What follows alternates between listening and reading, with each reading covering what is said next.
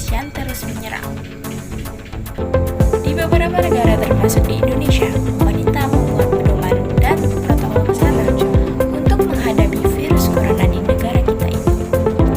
Protokol kesehatan ini dikenal dengan sebutan 5M. Apa itu 5M? Mari kita jelaskan.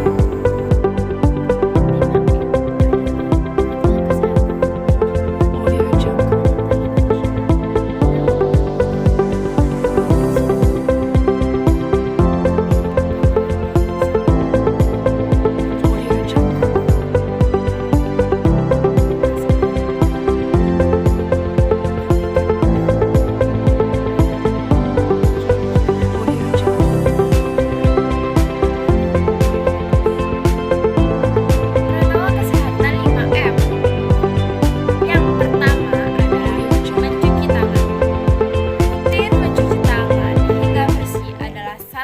Protokol kesehatan yang cukup efektif untuk mencegah penularan virus corona.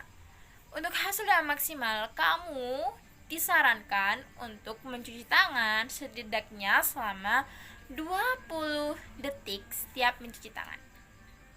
Dan lakukanlah beberapa kali sehari, terutama saat sebelum memasak dan sebelum makan.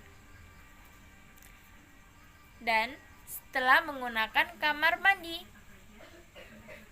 Setelah itu, setelah menutup hidung saat batuk maupun bersin, kamu juga disarankan untuk mencuci tangan.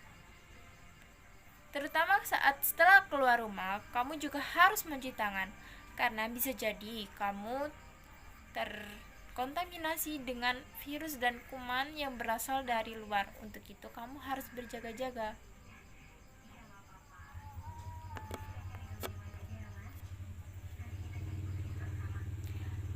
Dalam mencuci tangan, kamu juga harus memperhatikan beberapa hal agar tanganmu benar-benar bersih dari kuman dan virus.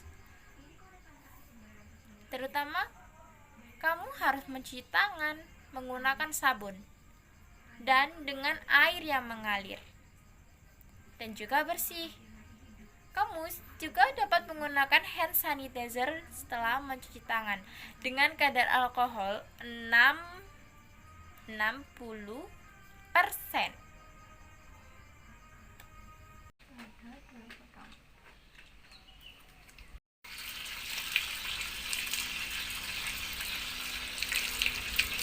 Gosok punggung dan sela-sela jari secara bergantian. Gosok punggung jari dengan posisi saling mengunci. Gosok dan putar ibu jari secara bergantian. Letakkan ujung jari ke tengah telapak tangan. Lalu bilas dengan air bersih. Kering. Yang kedua adalah memakai masker. Pada awal pandemi virus corona di tahun lalu, Organisasi Kesehatan Dunia WHO mengatakan bahwa penggunaan masker hanya direkomendasikan untuk orang sakit dan bukanlah untuk orang sehat. Namun, virus corona jenis SARS-CoV-2 yang merajalela hingga saat ini membuat protokol kesehatan bisa berubah-ubah seiring bergulirnya waktu. Beberapa waktu selang kebijakan WHO tersebut, WHO akhirnya mengeluarkan himbauan agar semua orang, baik yang sehat maupun yang sakit, agar selalu menggunakan masker saat beraktivitas di luar rumah. Kebijakan WHO ini juga sempat ditegaskan oleh Presiden Joko Widodo. Protokol kesehatan virus corona terkait masker pun semakin digalakkan di beberapa negara, termasuk di Amerika Serikat. Center for Disease Control and Prevention CDC memperbarui pedoman terkait penggunaan masker. CDC menghimbau masyarakat Amerika Serikat harus memakai masker meski berada di dalam rumah pada kondisi tertentu. Menurut CDC, penggunaan masker di dalam rumah perlu dilakukan ketika yang pertama, 1. Terdapat anggota keluarga yang terinfeksi COVID-19. Yang kedua, terdapat anggota keluarga yang berpotensi terkena COVID-19 karena tak jarang mereka juga melakukan aktivitas di luar rumah. Yang ketiga, merasa terjangkit atau mengalami gejala COVID-19. Yang keempat adalah berada di ruangan sempit. Berada di ruangan sempit dan saling berdesak-desakan juga berpotensi untuk menularkan penyebaran virus corona. Yang kelima adalah tidak menjaga jarak. Dengan menyepelekan bahwa mereka adalah keluarga kita tetap tidak menghiraukan untuk menjaga jarak. Itu tidak benar. Karena bisa jadi karena jarak yang dekat itu menyebabkan penularan virus corona lebih mudah. Dianjurkan untuk menjaga jarak minimal 2 meter untuk mencegah penularan virus tersebut. Masker yang benar. Yang pertama, posisikan bagian yang berwarna di sisi luar. Lalu pakai.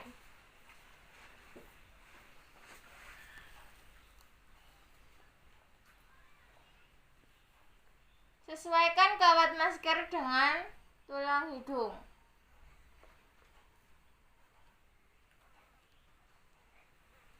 Tarik sisi bawah ke bagian untuk menutupi dagu. Kesehatan 5M yang ketiga adalah menjaga jarak. Protokol kesehatan lainnya yang perlu dipatuhi adalah menjaga jarak. Protokol kesehatan ini dimuat dalam Keputusan Menteri Kesehatan Republik Indonesia dalam Protokol Kesehatan bagi masyarakat di tempat dan di fasilitas umum dalam rangka pencegahan dan pengendalian COVID-19.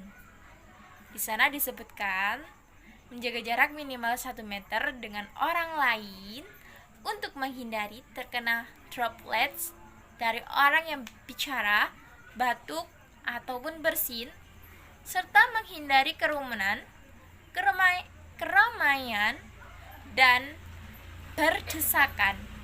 Bila tidak memungkinkan melakukan jaga jarak, maka dapat dilakukan berbagai rekayasa administrasi dan teknis lainnya. Rekayasa administrasi dapat berupa pembatasan jumlah orang, pengaturan jadwal, dan sebagainya. Sedangkan rekayasa teknis antara lain dapat berupa pembuatan partisi, pengaturan jalur masuk dan keluar, dan sebagainya.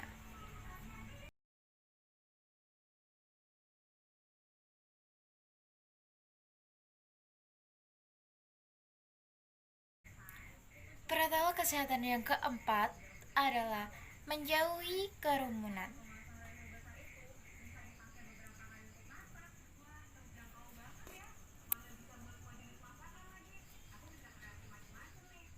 Protokol kesehatan yang keempat adalah menjauhi kerumunan. Selain tiga hal tersebut,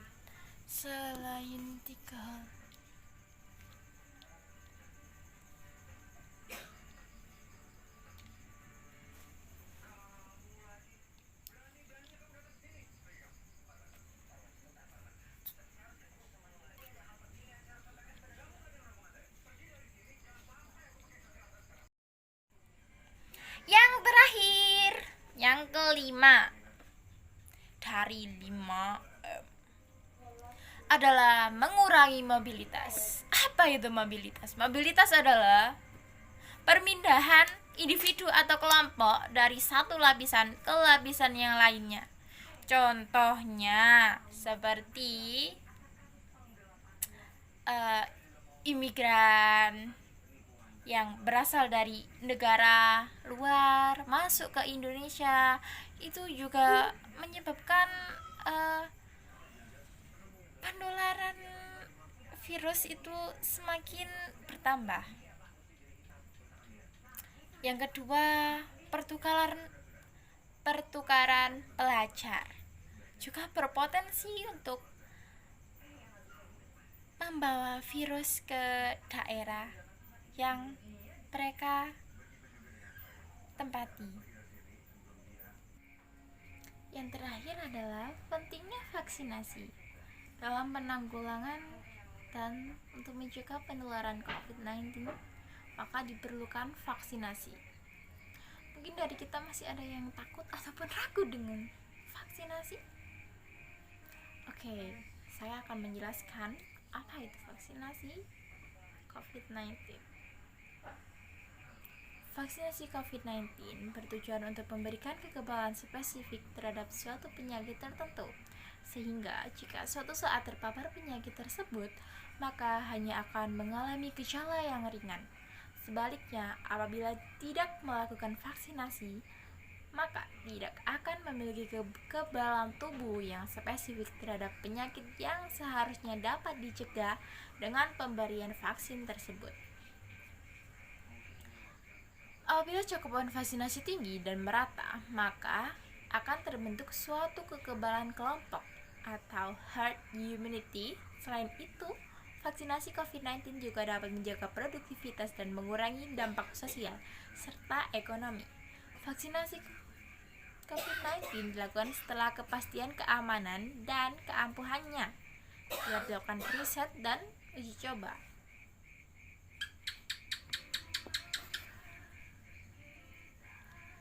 Kelompok prioritas penerima COVID-19. Yang pertama adalah tenaga kesehatan.